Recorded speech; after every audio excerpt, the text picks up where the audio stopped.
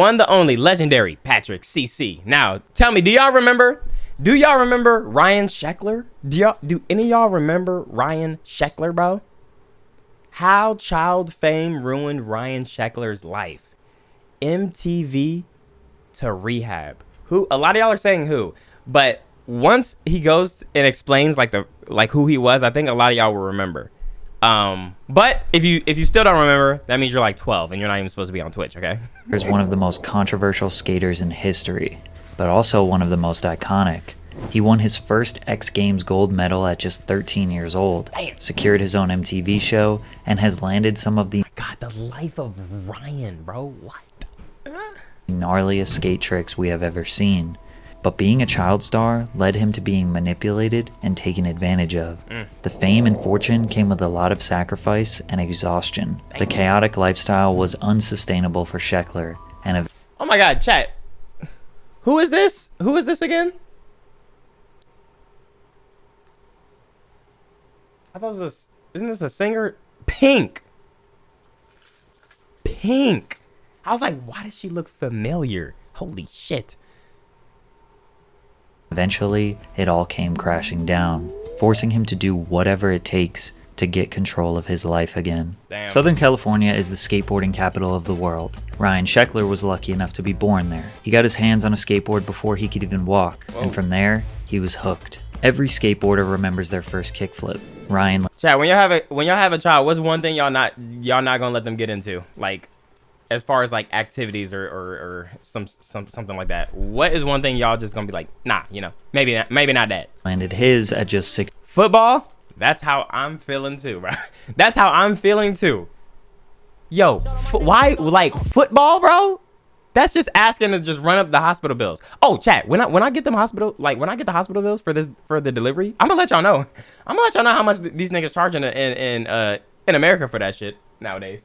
6 years old. That same year, which was 1996, Ryan entered his first California Amateur Skateboarding League contest and won. ImDOntai. I first subbed when my baby was 2 months old and now she's 2 years old. What? Thank you so much for all the laughs and helping me through postpartum. And now you're a father too. I wish you, Danielle, and Demir peace and prosperity. 2 hearts. That is crazy, yo. I appreciate you. And shout out to your child, bro. Shout out to your child. Yo, Zero Weird, thank you for the subscription. He continued competing with CASL yearly, quickly becoming recognized as a child prodigy. Several skate brands wanted an opportunity to invest in the upcoming star. Etnie's skate shoe company gave him his first pair of free shoes, I remember those. And he skated in their brand for the rest of his career. But at 8 years old, Bro, everybody was in those. And DCs, bro. Ryan was about to experience his first time being exploited as a child star. Ryan earned his first magazine cover, which is a huge accomplishment for a skateboarder, but it was for Big Brother magazine. Big Brother was a skateboarding magazine notorious for their edgy articles, lewd pictures of women, and publishing filthy shock value material that parents did not want their children exposed to. In 1998, baby-faced Ryan was featured on the cover of their Kids issue, which was obviously a troll because the material in this publication was not for Jada, kids. thank you for the sub. This particular issue would lead to the downfall of the company. Ryan's parents didn't really understand what they signed up for, and they later denounced the magazine and kept it pushing. By the time Ryan was 13, he was an incredible skater, but he couldn't make any money due to his amateur status. Yeah, also, I ain't gonna lie, stay away from skating too, man. Like, it's like, bro, let's like, skating is so scary. My staring anything can break at I any was time. looking at you, and you was looking at me, and we was thinking, what are my lips? My staring here. I was looking at you, and you was looking at me, and we was thinking, what damn, did I just riz you? Huh? What? Yeah, but it's fun though. Yeah, it's fun, bro. Of course it's fun. But it's also dangerous. Like, you know, I'm not gonna be like this overly protective person, but it's also like, it's so easy to just crack open your head. It's so easy to just break your wrist. It's so easy to just break your ankle, bro. It's like, ride a bike, bro. Ride a bike, man. Under the World Industries brand. Most 13-year-olds are not thinking about money. but he was way too talented and popular to not profit. So he decided to skateboard professionally after he was contacted by Almost Skateboards to represent their brand. Almost was founded by Ryan's idol and skateboarding legend, Rodney Mullen, and even though he spent his entire amateur career with World Industries, he switched teams. The decision to turn pro basically ruined all chances of Ryan having a stable upbringing. It's hard to know if he really wanted this for himself or if his parents felt like they needed to profit from their child. Yeah, if you like casually skateboarding, like you got to skateboard just to get from, you know, point A to point B, then I get it. But y'all remember that Disney movie with like, well, I guess they were rollerblading. That shit too. Nah, fuck all that. But y'all remember that old Disney movie where they were skating? I think it was like Brink or something. Like, what the fuck is that? You supposed to just be skating, bro. You literally, y'all don't remember that? Hold on, I gotta show y'all a clip. Oh my God. I don't got no napkins. Hold on. This is what you do when you don't got napkins. Alright, hold on. Bro, I just gotta show y'all a clip, man. Cause I know y'all want y'all to see this actor. Y'all gonna be like, what? I remember that movie. Cause I don't think I remember him from anything else, bro. I literally hit a moving car while riding a bike. Well, that's because you don't pay attention to your peripheral visions, okay? That's your fault, Mike. Not the bike's fault. That's your fault, okay? If you hold on. Brink Disney movie. Oh my gosh. You know, before I just wanted to beat you. God damn. Now I'm gonna humiliate you. You ever hear that winning isn't everything? Oh, sure. Didn't believe it then? Oh my God, this guy's face. I hated this dude's face, bro. I hated this dude's face. Yo, Andrew, thank you for the sub. You know, and neither do you. Yeah, I want to win. But no matter what, win or lose, at the end of the day, I'm not you. So it's still a good day.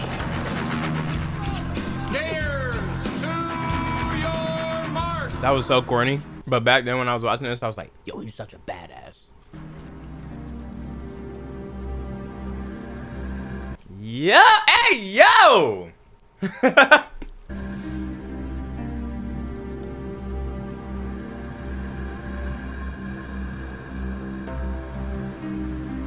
Get set.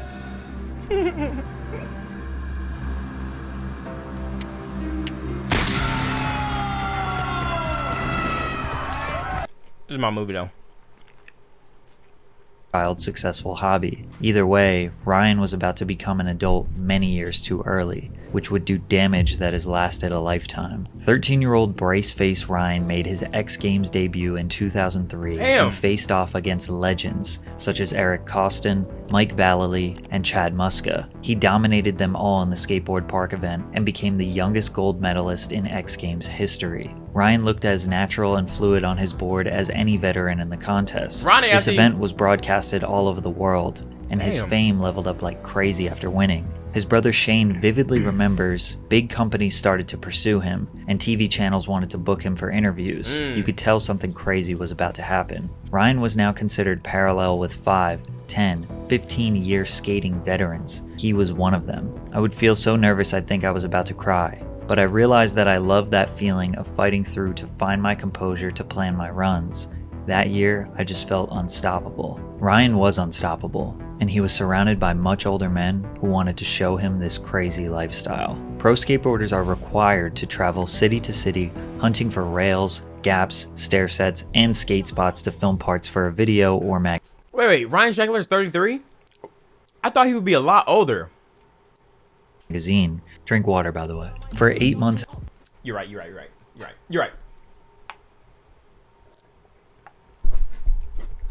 Oh Lord, he got groomed. Jesus Christ! Why do you immediately jump to that, man? Out of the year, 13-year-old Ryan was on the road. This usually leads to late nights and nothing near a consistent daily routine. King of the Road is a show created by Thrasher and Vice, where Thrasher. teams of skaters are given a book of challenges that they have to complete. For example, Alright, missions. Skate the 13th stair at Skyline High.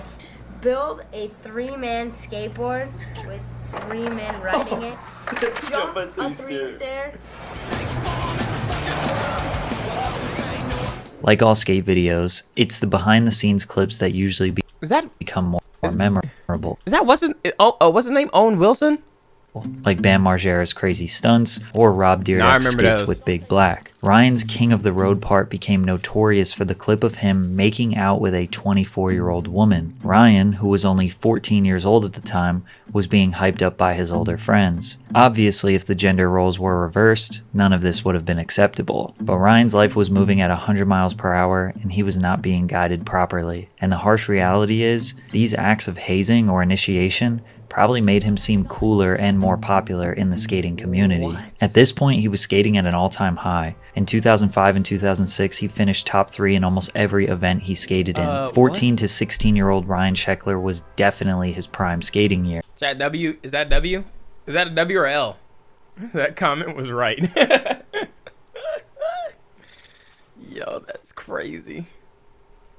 L? Okay, it's good to see that some people got sense. It's good to see that most people in chat got sense, man. Huge stair sets, long down rails, massive gaps. Ryan was fearless and undeniably rad. If he was this good at 16, we can only imagine what will happen in his 20s. His fame and fan base were growing rapidly. He was the inspiration for kids all around the world to get into skateboarding. But Ryan wanted to remain in school. He was constantly surrounded by adults and began feeling out of touch with people his age. While he admits that his older teammates and friends allowed him to build character and prepare for adulthood, he ultimately needed a childhood, surrounded by other children. True. His freshman year, he was able to balance normal high school and work, but his skating success took all of his time and forced him to be homeschooled during his sophomore and junior year. Damn. This decision would lead to a massive opportunity that would change his life.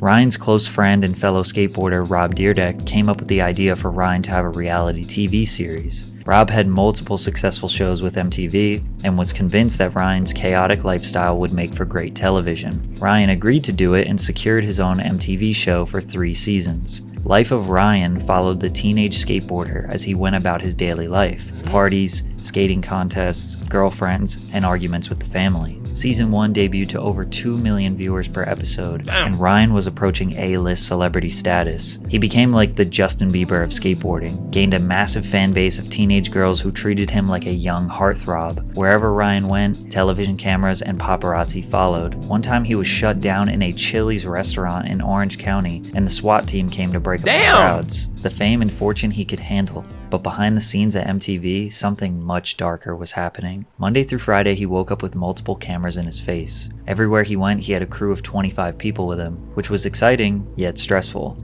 and ultimately led to outbursts. Off camera, producers would instruct his mother to say certain things they knew would upset Ryan, What? causing him to have tantrums on camera. While the show was not scripted, the producers understood certain family dynamics and used this knowledge to cause Now that's how reality TV works, bro. That's really how it works. unnecessary drama for ratings. The dynamic with his parents began to change. He I thought that was stone cold. started calling the shots and living life on his terms since he was financially independent. In one particular scene, he didn't clean his room when his parents asked, which ended up being an explosive argument, ending when Ryan slammed the door in his father's face. Ryan left for a few days to skate, and when he came back, his father was gone. Shortly after, his parents were filing for a divorce. MTV producers were licking their chops because they had a juicy storyline, and deep down, Ryan thought his parents' divorce was because of him. He was blindsided. He genuinely thought they had a loving relationship, and they always supported Ryan's dreams. So once all of this stress reached a tipping point, he thought it was because they focused too much on Ryan's career and Chat, keep your life private, man. Keep your life private. Instantly, when people found out Danielle was pregnant, they were like, you guys gotta start a family channel. You guys gotta start a family channel. Like, look, I don't have nothing against family channels or, you know, or anything like that, but I feel like stuff like that, I don't know, it's just way too much, bro. Especially if you're trying to do that consistently as a full-time thing. I understand when, you know, maybe some people do it in moderation or some stuff like that, but I wouldn't do that at all. It's too invasive. People already think they know you. Like, they think they know you in your life based off just short things. Like, even Instagram posts. The posts that you got on Instagram, people will scroll down all them posts and think that they got a good mindset or knowledge of who you are as a person and what you need to do. So imagine you are vlogging every day of your life or everything that you do, people are going to really think they could tell you how to live and that they got facts to back it up. So it's like, nah, I'm good on that.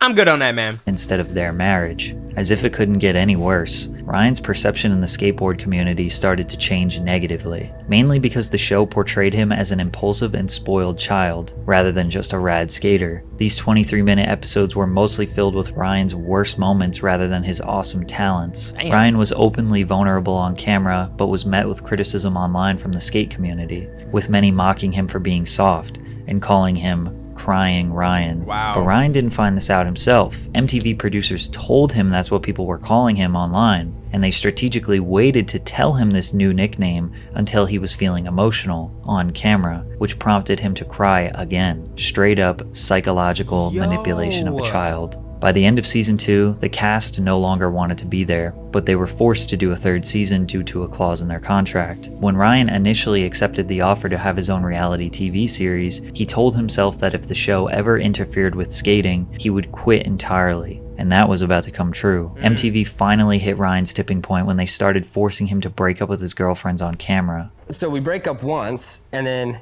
cameras are on, we break up again, cut. Now the mood's really awkward, and then, they come over to me and they're like, hey, that wasn't enough. We need to do it again. And so that's where the show became acting, and it became like this thing where it was like, this is not what we signed up for, and this is not what it started out as. Like, it broke my heart, dude. It broke my heart, and it I don't know. Borderline traumatized me. I didn't get into a relationship after the show until I was 20. He looks good though. Like most people, most people who are child stars end up looking fucked up, bro. They look terrible. They look like they're strung out or like deeply sick, bro. It's bad. But he looks normal. 5 years old. What? Because I didn't want to have to go through a breakup again. I have a heart, man, and We're gonna need you guys to break up again because that one wasn't giving. I have very strong emotions, and I do not like hurting people's feelings. I do not. And so to blatantly have to hurt people's feelings over and over again for the sake of television, for ratings, literally. He kept his word and quit the show midway through season 3. MTV was obviously very upset, but what they did Snargles, I didn't do it. I gotta still do that. Was pretty wild. They abruptly aired the entirety of season 3 in one day, released all of the episodes on a random Tuesday morning back to back to avoid breaching their contract. After that, MTV never aired a single episode of Life of Ryan ever again on their network. Ryan admits this is where his life got a little bit darker. He turned to alcohol to fix all of his problems once he turned 18, a habit that would ultimately get out of control. Damn. Ryan was spending money like crazy. Penthouse suites, supercars, jewelry, private flights. He spent $1 million on bottle service and tables and clubs. He would set a goal to win skate competitions in order to purchase more things to fill the empty void caused by his drinking and trauma. But make no mistake, he was still skating at a high level. In 2008, he secured his second gold medal in X Games Street, and his shift to focusing on skating full-time proved to be working. Okay. Ryan traveled to California and unintentionally stumbled across Thrasher Magazine's Buster Bale skating event. Ryan abruptly decided to enter the contest and landed a massive backside flip down the 16 stair, which earned him a first-place win. After the competition, he continued his trip around California and encountered the infamous El Toro, located on the campus of El Toro High School in Lake Forest, California. The El Toro 20 was named after its 20 concrete steps that have witnessed some of the most iconic moments in BMX and skateboarding history. Since Ryan just landed a— Chat, what was the video? What was the video where the dude skated like over some steps and then it like blew up or some shit? That was like the coolest thing I've ever seen ever in my life. I forgot what it was called though. Lakai fully flared. Hold on, chat. I gotta show y'all. This shit is legendary. This shit is legendary. Lakai fully flared. Intro. It's the intro. Chat, this is like one of the greatest things ever. This is one of the greatest things ever. Take it in. Take it in. Take it in. Take it in. Take it in. Oh my god. Oh my god. Just take it all in. This is the intro. Yo, not like that, man. Damn, y'all are so like everything is yo, like, bro, focus.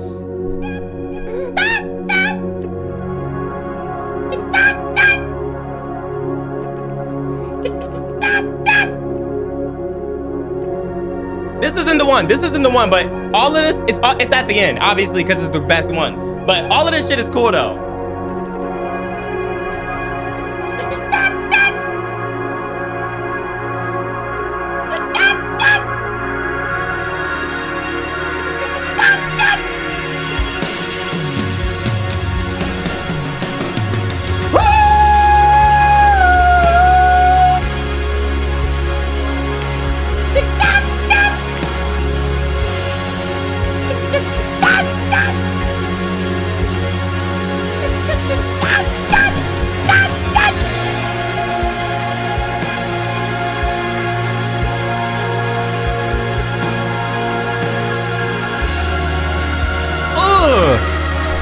Hold on.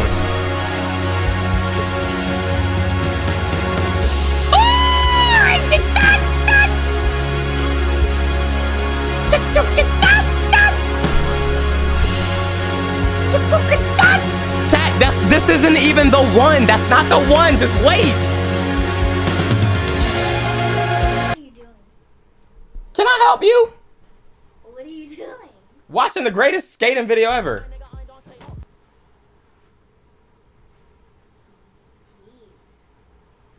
You can get back to your Now, where were we?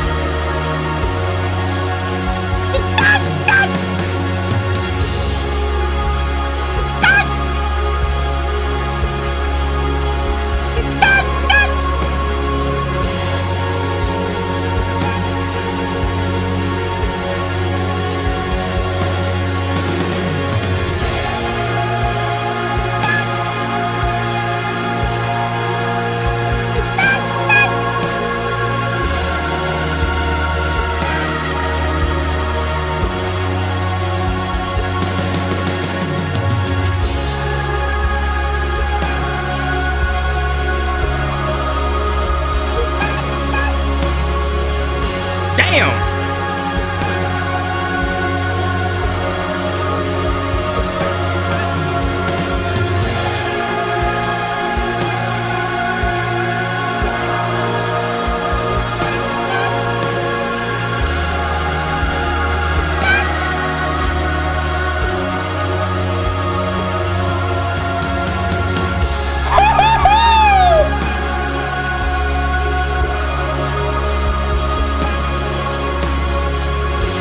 Oh my God! Oh my God!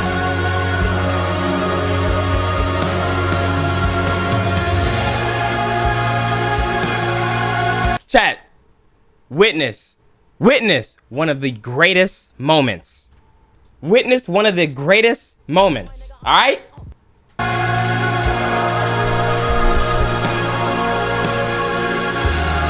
Yeah! Yeah! Yeah!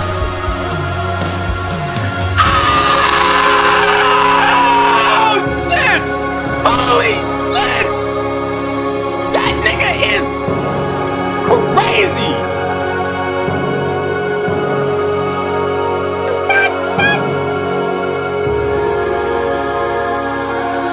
Hold on, man. One more time, bro. One more time, and we off it.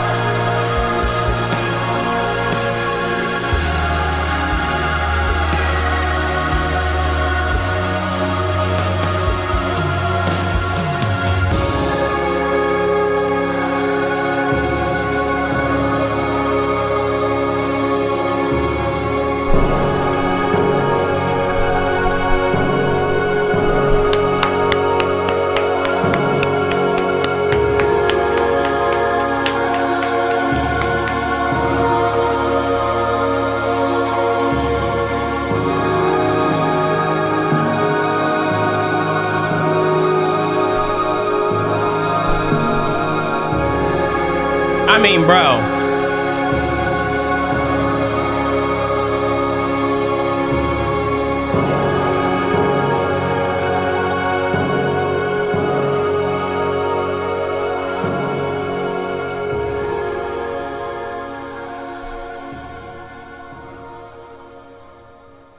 I mean, bro.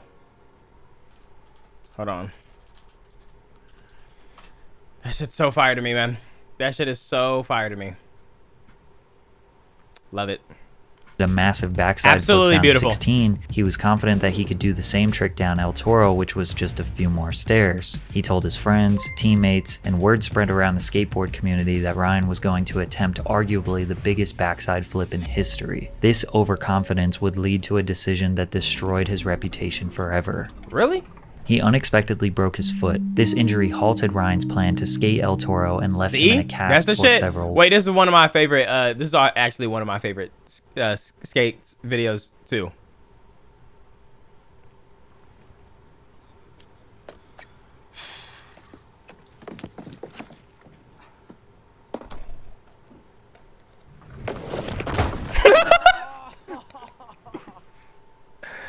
Oh, that's one of my favorite videos, man. One of my favorite skating videos.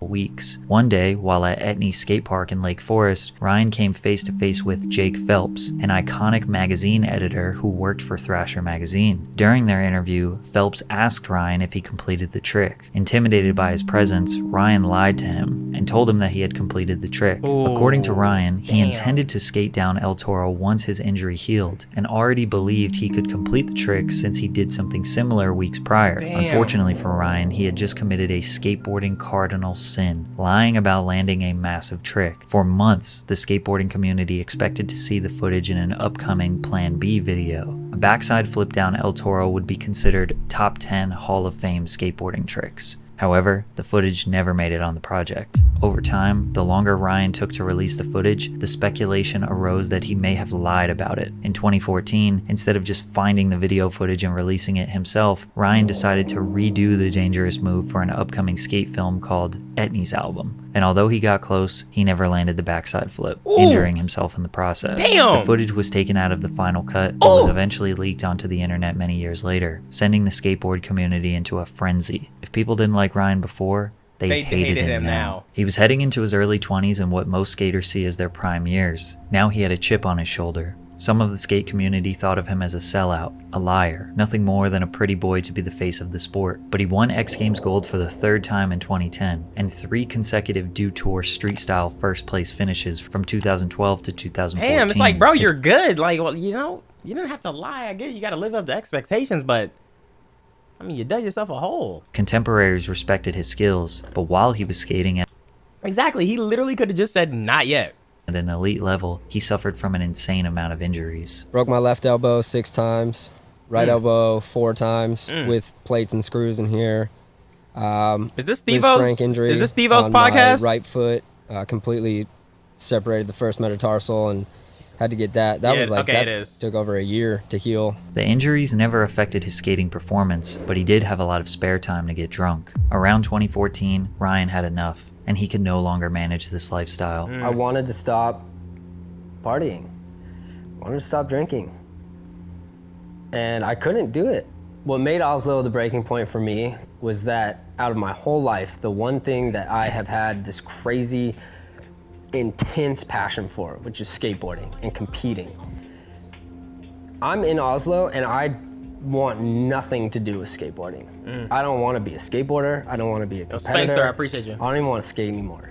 I want to just go take the money I've made, get off the map and go party. I just want to kind of wanted to end it, you know? Not, but like, I didn't want to be in the public's eye anymore. His mother, who had always supported him, encouraged Ryan to start treatment for his addiction. He said it was the scariest day of his life, but it strengthened his relationship with his mother. Sheckler attended an in-person rehab and was fully committed to his recovery. His last first-place victory I mean, it's good that him and his mom are like on good terms. was in 2014 at the age of 25. His presence in skateboarding dwindled after getting sober. He embraced Christianity and devoted himself to becoming a role model across all aspects of his life. Wait, that's He good. eventually apologized for lying about the El Toro incident in numerous interviews. Skateboarders still harass me everywhere I go. I don't feel like skaters should be hating on each other. I owned up to it. I apologized for it. It showed me the power of what one lie can do, though. I haven't told a lie since. He started touring with his charity, the Sheckler Foundation, donating $10,000 grants to underprivileged communities across the country. He dedicates a lot of his time pushing the next generation of youth skaters. Although he spent a lot of money recklessly as a teenager, he made a lot of great business decisions as well, becoming a part owner of the men's and women's underwear company Ethica, which is now a multi-million-dollar brand. Yeah, it is. He recently launched his own Sheckler Bro, what? I'm about to cop some. I'm about to cop my Ethica. branded skateboards under his company called Sandlot Times. He is also a partner in Palm Springs Surf Club, which is basically a $100 million surfing playground. Ryan never formally retired from skating, but competitive skateboarding was his whole life since he was 13. He never really got a chance to live normally. He still skates at a high level, but he probably won't ever be a competitive threat to the guys in their 20s. His life was going 100 miles per hour from age 13 to 25. The skateboard community went from loving him to hating him to now respecting his legacy. This life definitely took a toll on Ryan. You could see it in his face. But today, sober Ryan Sheckler has a new lease on life. And this time, he's in full control. Ooh, what a happy ending. Shout out to Ryan Sheckler, man. I didn't know where the story was gonna go because he looked good in the interviews, but it's good to know that he's doing good, man. Shout out to Ryan Sheckler. Holy shit. W ending. He got the good